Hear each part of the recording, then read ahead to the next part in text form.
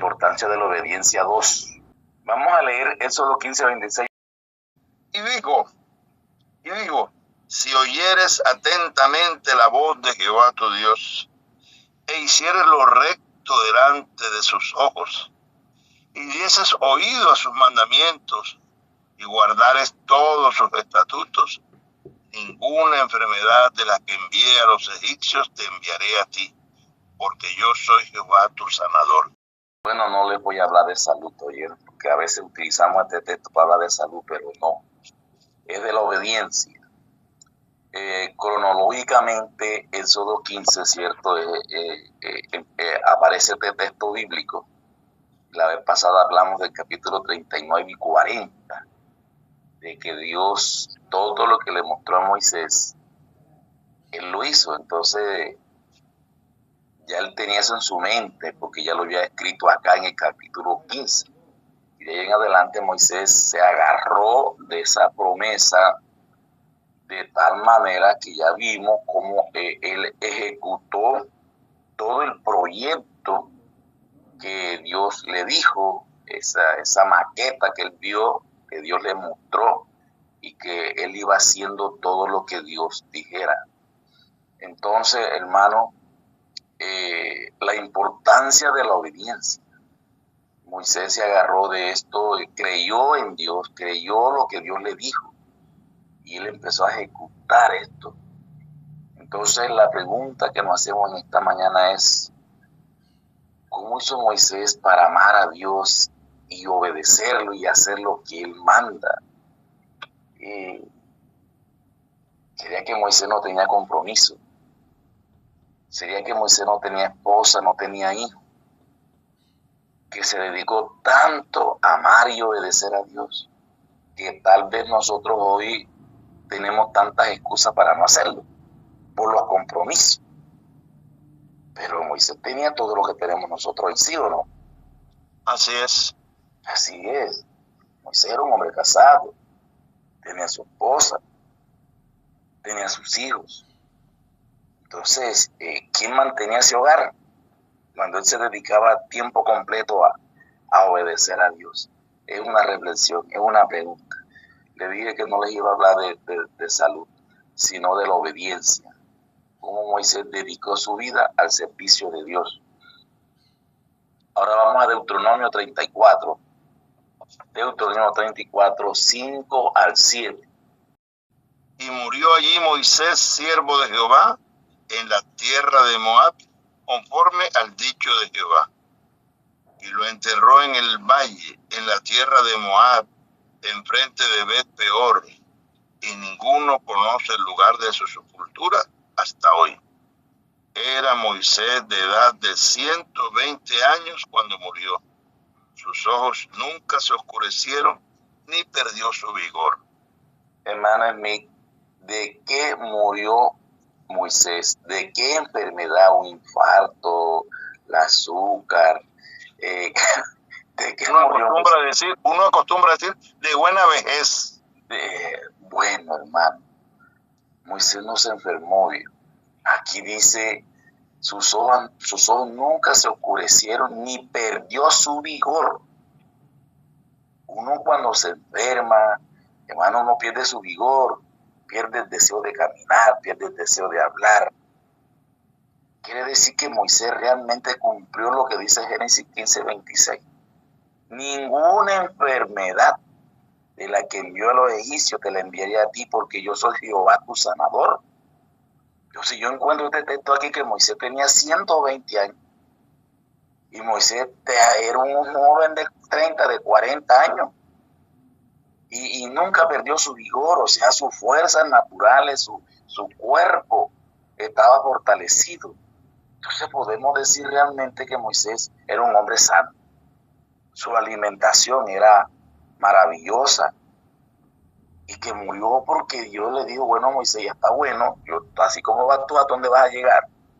Así que ya es hora que te mueras.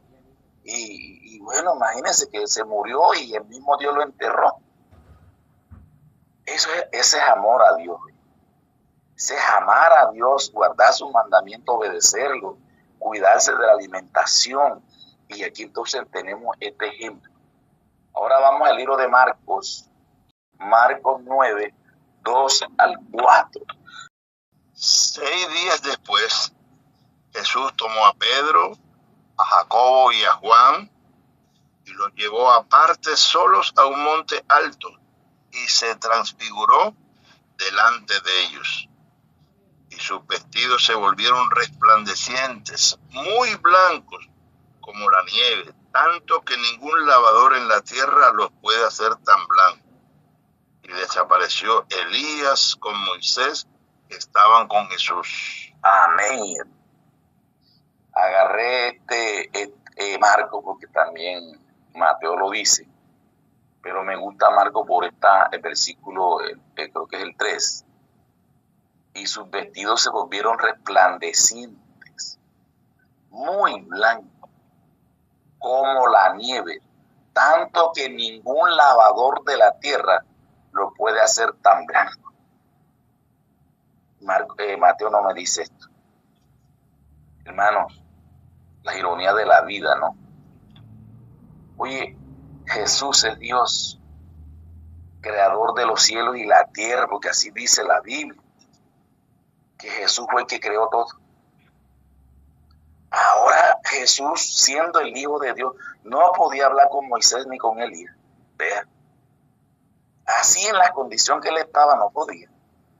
Por eso tuvo que transfigurarse. La profeta del Señor, la sierva del Señor, dice que eran dos seres celestiales. Imagínense. ¿Y quién eran esos dos seres celestiales? Dos seres mortales, hermanos, que nacieron en esta tierra, de papá y mamá. Oiga, y ahora se convierten en seres celestiales. Y vienen a la tierra con vestidos celestiales, de tal manera que si Jesús no se transforma en esa misma vestidura, no podía hablar con ellos cara a cara. Porque solamente Jesús fue el que habló con ellos, no los discípulos, los 3 que andaban con él. Solamente lo vieron. Entonces Jesús tuvo que buscar la forma de tener una empatía en su vestidura para poder hablar con Moisés y Elías. Ya nosotros sabemos de dónde vienen estos dos personajes. Incluso en el caso de Moisés, huyó por un asesinato. Elías, ahora vienen como seres celestiales con unas vestiduras resplandecientes. Que el mismo Jesús, el mismo Dios, tuvo que transfigurarse para hablar con ellos. Ahora la pregunta que nosotros podemos hacernos en esta mañana ¿es una realidad la salvación en estos dos hombres? Contéstenme ustedes. ¿Es o no es una realidad? Amén. Entonces, esto no es una historia. Esto es un hecho confirmado que dos seres mortales condenados al pecado, acusados de mentir, incluso de matar, hoy en día están convertidos en seres celestiales. Hermano, esto es para que nosotros reflexionemos. Que si ellos están allá, nosotros también. Nosotros también podemos. No es fácil. Pero como le preguntaba ahorita, ¿sería que Moisés no tenía compromiso? ¿Sería que Moisés no tenía responsabilidad? Hermano, él sí lo tenía, pero él creyó a Dios. Él se comprometió con Dios. Él decidió servirle a ese Dios maravilloso que lo llamó de las tinieblas a la luz admirable. Y fue tanto su amor por Dios, su obediencia, que con 120 años su vigor no desapareció de él. Y finalmente Dios se lo llevó, lo resucitó después de muerto. Otra pregunta, ¿qué hablaban? O mejor, ¿a qué vinieron a la tierra? ¿Qué le dirían esos dos hombres a Jesús? ¿Qué consejo le darían? Bueno, hermano, la profeta solamente dice que ellos vinieron para motivar a Jesús, para decirle que solo el sacrificio de él tenía poder para salvar la humanidad y que lo hiciera. Así lo resume la profeta. Solamente eso. Que la visitación de todos seres celestiales puede decirle a Jesús: adelante, maestro, la salvación está en tus manos. Y nosotros estamos acá porque creímos en estas promesas. Así que no te detengas. Es necesario que vayas a la cruz del Calvario. Amén, hermano. Amén, amén. Y Moisés y Elías tenían la experiencia del amor a Dios y el amor al prójimo. Y que ese es el Calvario, esa es la salvación. Todo ser humano que tiene un encuentro personal con Cristo es amarlo a Él y amar al prójimo. Y en este caso, hermanos, el deseo de la salvación, incluso de nuestros enemigos. Eso es lo que siente un cristiano lleno de Jesús, lleno con la unción plena del Espíritu Santo. Salvarse usted y salvar a otra persona. Eso es lo que dice la Biblia. Que si tú amas a Dios, amas a tu prójimo. Y Moisés es el ejemplo perfecto. En algún momento Dios le dijo a Moisés: mira, ya está bueno, ya yo no puedo con este pueblo terco. Los voy a acabar. Y de ti voy a sacar una nueva nación, una nueva generación. ¿Y cuál fue la respuesta de este hombre? ¿Cuál fue la respuesta de Moisés? Hombre, si esa es la idea, si eso es lo que tú vas a hacer, entonces, mi hermanito, rae mi nombre también del libro de la vida. Ese es el evangelio, hermano. Ese es el evangelio. Amar a Dios y amar al prójimo. Y ahí se cumplen los 10 mandamientos. Esa fue la vida de Moisés, interceder ante Dios por su pueblo. Y eso le dio la capacidad, le dio, hermano, la oportunidad de hoy ser un ser celestial. Entonces pensemos, ¿cómo es el estilo de vida que tú llevas? Ayer, pues, el tema fue de suma importancia. Las normas, los modales, cómo preparar un tema, cómo predicar. Todo eso está maravilloso. Y eso es justo. Y eso es correcto. Pero estás amando a Dios y amando al prójimo.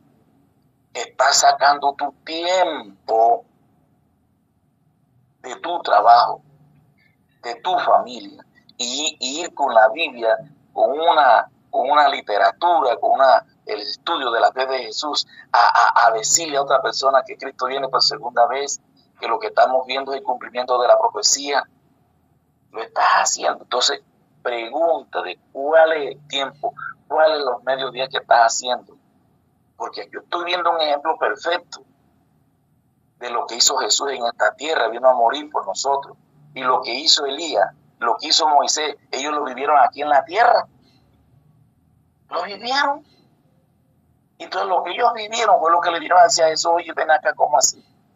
Mi hermano querido, usted vino a este mundo, va a morir por la raza humana. Ya nosotros lo vivimos en la vida cuando yo por así decir, vivieron aquí en la tierra, ellos lo cumplieron. Y yo, como le estaban diciendo eso a Jesús: para adelante, maestro, para adelante. Amor a Dios y amor al prójimo. Y eso fue lo que motivó a Jesús ir una vez más a confirmar su muerte por la raza humana. Ellos lo vivieron. ¿Lo estás tú viviendo? ¿Realmente estás preocupado por tu esposa, por tus hijos que no son cristianos? ¿Estás orando por ellos? ¿Le estás pidiendo a Dios que ayude a tus hijos donde se encuentren? Por lo menos eso. Pero también ora por tus amigos, por las personas la cual tú visitas o tal vez van a una campaña, son tus personas más cercanas. Yo sé que no todos aceptan el mensaje, sí, no todos aceptan el mensaje, pero el deber de nosotros es sentir eso, Entonces, hermanos, con ese ejemplo, yo estoy seguro que los discípulos también vivieron y tomaron ese ejemplo para seguir ese legado de amar a Dios y amar al prójimo. Hermanos, yo estoy seguro que los discípulos dejaron de lado al mundo. Yo estoy seguro que dejaron sus posesiones. También dejaron las opiniones de los hombres. También dejaron las redes de pesca y esas costumbres del mundo, las costumbres antiguas. Y ellos también, hermanos, vivieron la misma experiencia. Pero mire, hablando de los discípulos, en ocasión de la última cena, ¿cierto? Recordemos un poquito, estaban llenos de confianza propia. ¿Usted sabe cómo tomaron ellos la última cena terrenal con Cristo? Después que ya tomaron la Santa Cena, vino el Getsemaní. ¿Y qué pasó allí, hermano? Se durmieron. Mientras Jesús luchaba con el enemigo, porque el enemigo le susurraba en sus oídos que no lo hiciera, y Jesús pidió ayuda, y ellos estaban dormidos, hermano. Después del arresto de Jesús y su juicio, cuando ellos huyeron de él, la distancia fueron los testigos de esa tragedia, mi hermano, suprema de los siglos. Cómo se distanciaron ellos de Jesús por tener ese yo, por no abandonar las cosas de este mundo. Pero sabe una cosa, que cuando ellos escucharon la voz de Jesús después de 40 días, suban allá a Jerusalén, oren porque pronto van a ser bautizados con el Espíritu Santo y fuego. ¿Sabe por qué lo hicieron, hermanos? Porque así como Moisés, ellos creyeron en Jesús. Creyeron que Jesús no mentía. ¿Y sabe en qué consiste la fe, hermano? En creer lo que Jesús dice. Amén. Amén. La fe consiste en creer lo que Jesús dice. Esa es la fe. Crea lo que Jesús dijo. Por ejemplo, Jesús dijo, no se turbe vuestro corazón. Créete en Dios, cree también en mí. Entonces, hermano, si Jesús dijo, no se turbe, porque te vas a turbar con lo que le viene a este país. Con lo que han prometido lo que va a pasar en este país, aquí en Colombia específicamente. No va a ser fácil. Dios mío bendito. Pero yo en estos momentos tengo que creer lo que dijo Jesús. Y Jesús dijo no se turbe vuestro corazón. Créete en Dios, cree también en mí. En la casa de mi Padre muchas moradas hay. Hermano, entonces yo te pregunto, ¿tú crees que en el cielo hay moradas para ti? ¿Tú lo crees, hermano? ¿Y por qué tienes que creerlo? Porque fue Jesús que lo dijo. Amén. Y eso fue lo que hizo Moisés, creer todo lo que Jesús le decía, y por eso él hacía lo que Jesús le mandaba. Y los discípulos también hicieron eso, hermano. ¿Sí ve? Hermano, Jesús hoy también te dice que tú y yo debemos hacer lo que él dice para mantener para salir de esa tibieza. ¿Qué es lo que recomienda Jesús de una manera sencilla? estudiar constantemente la palabra de Dios. ¿Sí o no, hermano? Es eso. Hermano, estudie la Biblia con amor, con humildad. Pida al Espíritu Santo que le enseñe. ¿Ya? Y a través del estudio de la Biblia usted está entendiendo lo que Jesús le está diciendo. Eso es mantener diariamente una íntima comunión con el cielo. Seguro, mi hermano, cuando tú lees la Biblia, cuando tú oras, cuando tú coges esa Biblia que tienes y vas a compartirla con otras, ese es mantener una comunión íntima con el cielo. Y sabe una cosa, hermano, cuando un cristiano hace eso, cuando se familiariza con Cristo a través del estudio de la Biblia, porque es que nosotros, bueno, el tema de ayer nos gusta prepararnos bien para un tema, hacer todas las partes de un tema, y eso lo podemos hacer mecánicamente, pero lo estamos practicando, lo que decía el hermano. Hombre, si tú estás diciendo que el azúcar es mala, la sigues comiendo. Si estás invitando a la gente para el monte, ya tú vives en el monte, tú sabes hacer una mata de yuca, tú sabes hacer una mata de arroz, así como lo sabe el hermano Lordán Villegas. Yo personalmente sé hacer todo eso porque yo me entiendo el campo. Yo sé lo que es sembrar yuca, lo que es sembrar ñame, cómo se siembra, todo eso es maíz. Entonces, hermano, cuando usted se familiariza con Dios, usted escucha lo que Dios le dice y hace lo que Dios le manda. Y sabe una cosa, hermano, que ese es un medio para que se cumpla lo que dice 2 Timoteo 1, 6 y 7. Cuando usted está relacionado con Cristo y está escuchando la voz de Cristo a través de la Biblia, a través del Espíritu Santo. Judas 19 dice, estos son los que causan divisiones, los sensuales que no tienen el Espíritu. Judas 19. ¿Se da cuenta? Cuando nosotros estudiamos la Biblia, cuando hacemos lo que Dios manda, no causamos divisiones. Ya tenemos el Espíritu. 2 Timoteo 1, 6 y 7. Dice, por lo cual te aconsejo que avives el fuego del don de Dios que está en ti por la imposición de mis manos. Alabado sea el nombre de Dios, hermano. Hermano, entonces Pablo puso las manos sobre la cabeza de Timoteo, hermano. Y Dios lo unió con la unción plena del Espíritu de Dios. Y Pablo le decía a Timoteo, oye, aviva el fuego del don que hay de Dios que está en ti. ¿Y cómo lo aviva? A través del estudio de la Biblia, a través de la oración. ¿Sí ve? Dando conocer la palabra de Dios a otros. Versículo 7. Porque no nos ha dado Dios espíritu de cobardía, sino de poder, de amor y de dominio propio. Amén. Amén. Entonces, eso fue lo que hizo Moisés, hermano.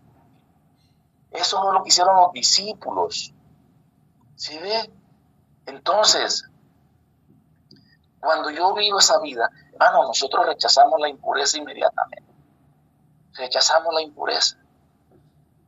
Y cuando rechazamos la impureza, entonces vivimos una vida dirigida por el Espíritu Santo. Y cuando tenemos ese espíritu de poder, evitamos la comunidad. O sea, vivir cómodo, vivir en el confort. Quiere decir que cuando yo me pongo al servicio de Dios, hermano, ya no vivo cómodo, tengo que esforzarme. Eso es entregarnos completamente a una vida de servicio. Y Moisés lo hizo, los discípulos lo hicieron. Y por eso te puse el ejemplo, ¿a dónde están? Están en el cielo. Porque ellos hicieron eso. Entonces, hermano, si nosotros realmente queremos ir al cielo, pues hagamos esto. Yo no encuentro otro medio. Pero tristemente, hermano, ese yo que estoy ocupado, que yo sí quisiera, pero no puedo. ¿Ah? Tristemente nosotros no hacemos eso. Siempre hay algo que nos detiene, que no somos capaces, ¿sí?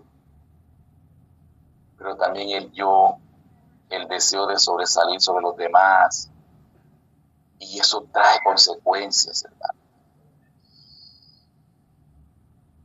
Cuando una persona, verdad, ama a Dios, hace lo que Jesús dice a través de su palabra,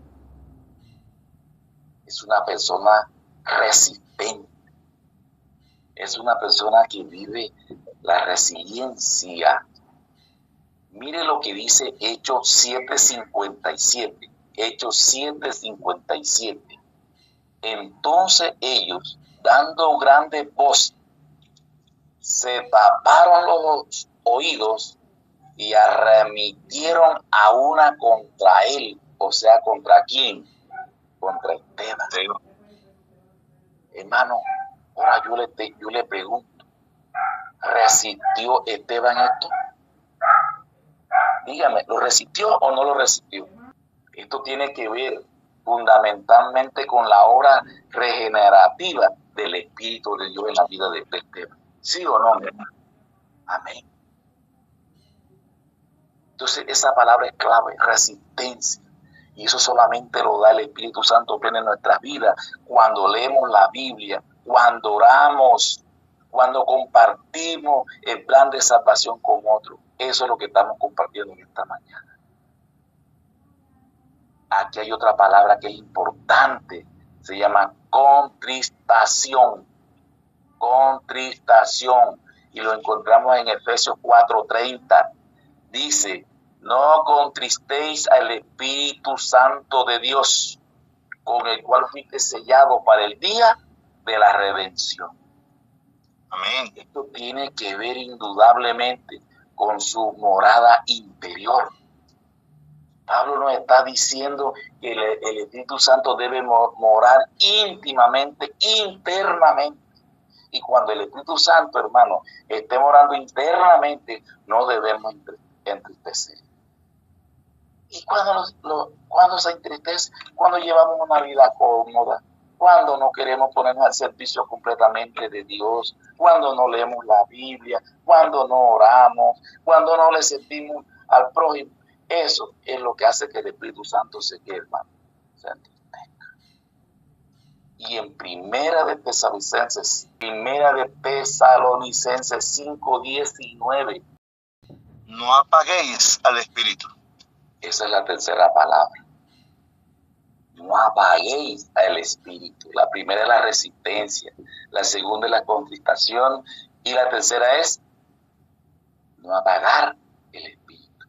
Hermano, esto tiene que ver con su capacidad para el servicio de Dios en este tiempo. Quiero compartir con ustedes este maravilloso pensamiento que alguien me regaló. Dice, había un niño que poseía una paloma muy mansa que se posaba sobre sus hombros y comía de su mano. Un día el muchacho le ofreció un bocado tentador y cuando el ave se acercó para comer, cerró su mano sobre el alimento. La paloma voló desilusionada. Nuevamente el muchacho abrió su mano. La segunda vez el pájaro se acercó con más timidez y de nuevo cerró la mano. Con las alas caídas, el ave salió a cierta distancia, pero una vez más extendió la mano el muchacho. La paloma vaciló y se adelantó lentamente. Cuando estaba a punto de tomar el alimento, la mano se cerró por tercera vez. Entonces la paloma abrió las alas y voló lejos, y el muchacho nunca más la vio. Así también es la suerte de lo que finalmente alejan el espíritu, la paloma celestial.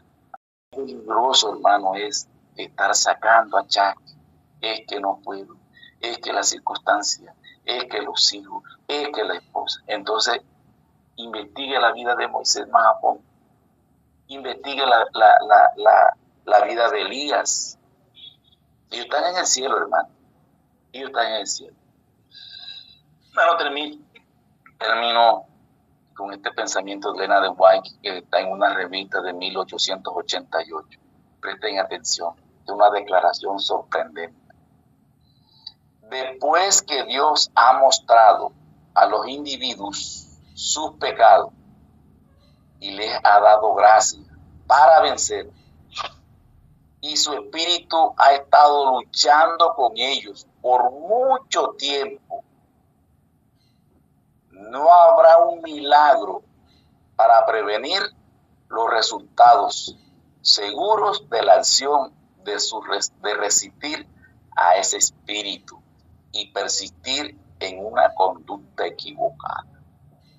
Su gracia y misericordia tienen un límite, y cuando se va más allá de este límite, la ayuda de su espíritu, rehusada e insultada tan malvadamente, es retirada. Y el alma se entrega al peor de los tiranos, el poder de una voluntad pervertida.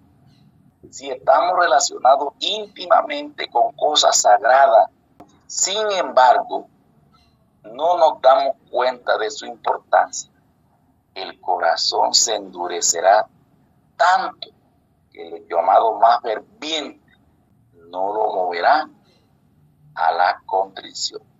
El corazón se encallece, hermano, y ya no habrá poder humano, ni celestial, ni divino que nosotros sintamos el llamado de Dios. Hermano, entonces es momento de reflexionar